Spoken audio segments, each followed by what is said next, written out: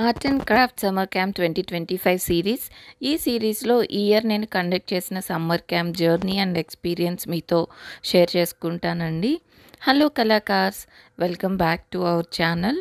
ఈ వీడియోలో వచ్చి డే 1 నేను చేసిన ఓరిగామీ క్రాఫ్ట్ గురించి మీతో షేర్ చేస్తాను.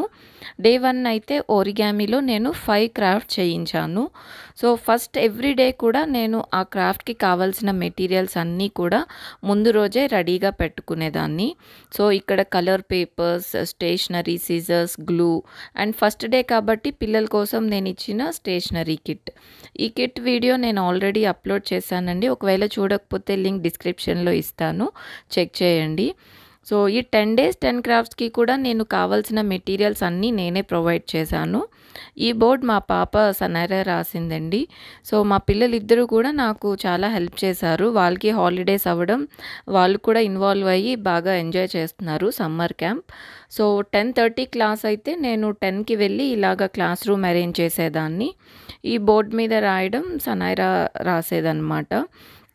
ఫస్ట్ అయితే నేను పిల్లలతో ఆ రోజు చేయించే 5 క్రాఫ్ట్స్ గురించి డ్రాయింగ్స్ వేయించేదాన్ని డ్రాయింగ్ బుక్లో. తర్వాత ఫింగర్ పప్పెట్ చేయించాను, ర్యాబిట్. అండ్ సెకండ్ క్రాఫ్ట్ వచ్చేసి ఫ్రాగ్. ఈ ఫ్రాగ్ అయితే అందరికీ బాగా నచ్చింది. మా పాపకి ఫేవరెట్ అనమాట ఫ్రాగ్.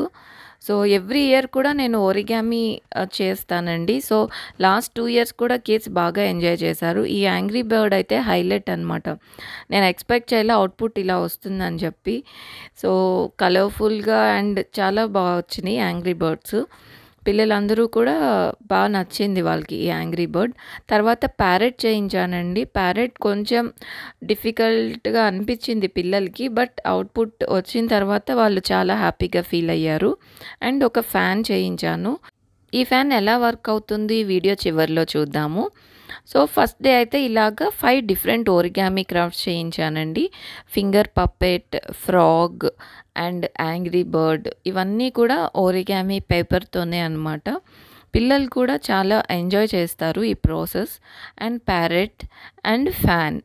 సో ఈ 5 క్రాఫ్ట్స్లో మీకు ఏది బాగా నచ్చింది కమెంట్స్లో చెప్పండి. ఇప్పుడు ఈ ఫ్యాన్ ఎలా వర్క్ అవుతుందో చూద్దాము. దీన్ని ఏదైనా పెన్సిల్ లేదా పెన్ మీద ఇలా పెట్టి ఫ్యాన్ కింద పెట్టాలి.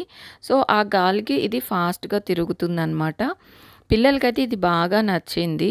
ఇది యాక్చువల్లీ మా హస్బెండ్ మా పిల్లల కోసం చేసేవారు.